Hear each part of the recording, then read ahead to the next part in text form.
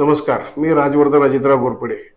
तासगाव कवठेमंकाळ विधानसभा मतदारसंघातील सर्व मतदार बंधू भगिनींना आवाहन करतो की आगामी विधानसभा निवडणुकीमध्ये म्हैसाळ योजनेचे शिल्पकार आदरणीय अजितरावजी घोरपडे सरकार आणि या जिल्ह्याचे माजी खासदार संजय काका पाटील यांचे अंतःकरणातून मनोमिलन झालेले आहे.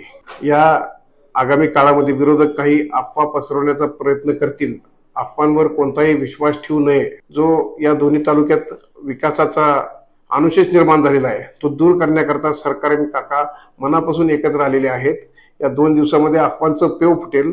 कोणत्याही अफवांवर विश्वास ठेवू नये आणि तासगाव तालुक्यात काकांना मताधिक्य मिळणारच आहे, पण तासगाव तालुक्यापेक्षा अधिकचं मताधिक्य कवठेमंकाळ तालुक्यातून मिळणार आहे.